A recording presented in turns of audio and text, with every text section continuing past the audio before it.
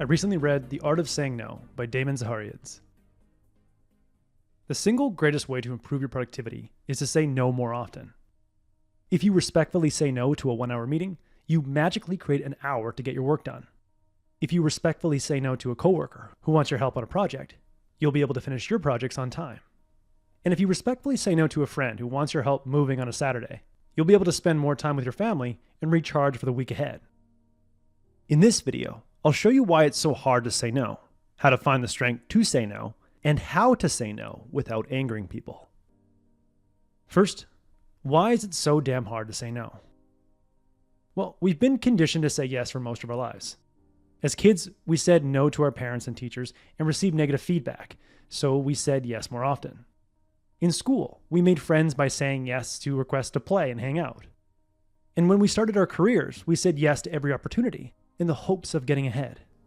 But Damon Zahariades says we continue to say yes when we'd rather say no, because we wrongly assume that our goals and interests are inferior to other people's goals and interests.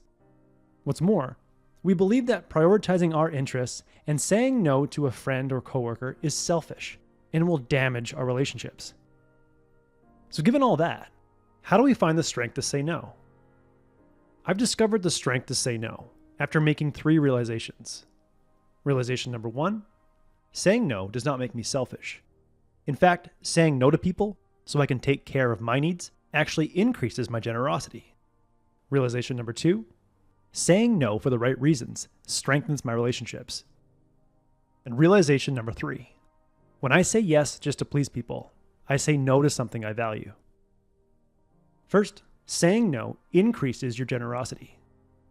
If you say yes to anyone and everything, you'll have no time to focus on your needs, be overwhelmed, stressed, and exhausted, and start to feel bitter and resentful towards the people taking up your time. What good are you to others if you're stressed, exhausted, bitter, and resentful? By saying no to people so you can take care of your needs and fill up your emotional tank, you'll have a greater capacity to help people. If you doubt this, try the following experiment. Tomorrow, start your day by saying yes to other people's priorities by answering emails for an hour. How much energy do you have the rest of the day to do generous work and improve people's lives? The next day, start your day by saying no to the outside world and yes to your most important project or your personal well-being. Either spend an hour making progress on your important project or use the hour to journal, read, exercise, or meditate. After this hour of self-care, how much more energy do you have to improve the lives of people around you? Second, saying no for the right reason strengthens a relationship. We value things that are hard to attain. So if your friends and coworkers know that you don't freely give away your time, they will value your time even more than if you simply said yes to every request. Realization number 3, every yes is a no to something you value. If you reflexively say yes to please people, you will inadvertently say no to what matters. Before you say yes to a time-consuming request just to please someone, remember the 3 P's: people, project, and personal well-being.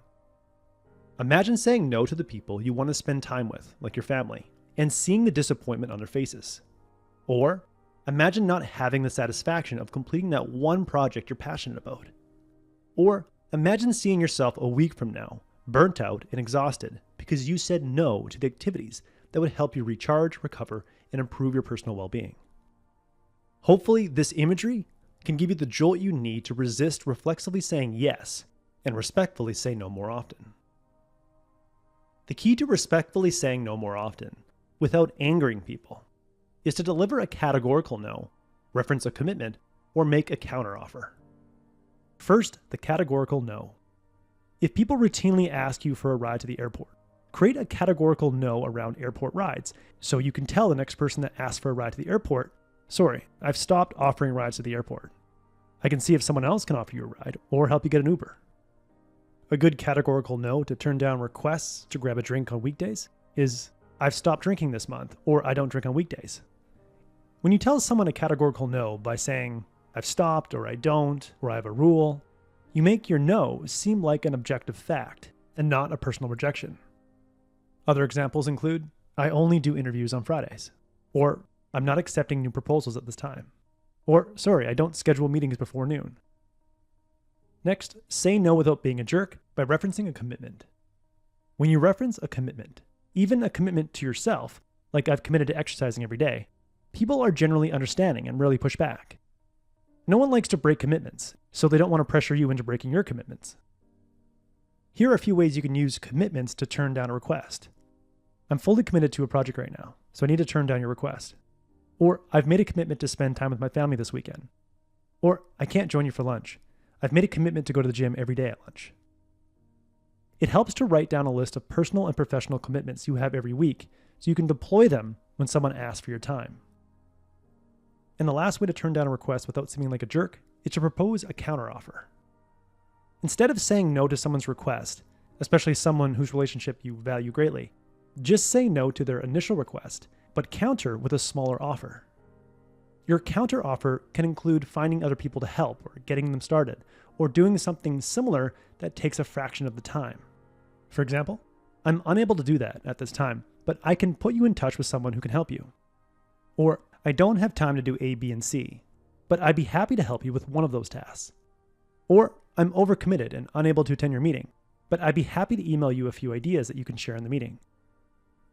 Countering a request with an alternative that requires less time is a great way to protect your time and let the requester know you value that relationship. As Damien says, you don't owe the requester alternatives. It's just an act of goodwill. In the end, most of us have a habit of saying yes when we'd rather say no. We can break that habit by remembering that saying no will actually increase our generosity, make others value our time even more, and allow us to say yes to people we want to spend time with most, the projects we most want to work on, and the activities that most contribute to our well-being. We can say no without being a jerk and angering people by creating no categories, referencing our commitments, and countering requests with smaller offers. That was the core message that I gathered from The Art of Saying No by Damon Zahariades. This is a short but powerful read. I highly recommend it to anyone who's overwhelmed and needs to stand up for their priorities. If you would like a one-page PDF summary of insights that I gathered from this book, just click the link below and I'll be happy to email it to you. If you already subscribe to the free Productivity Game email newsletter, this PDF is sitting in your inbox. If you liked this video, please share it. And as always, thanks for watching and have yourself a productive week.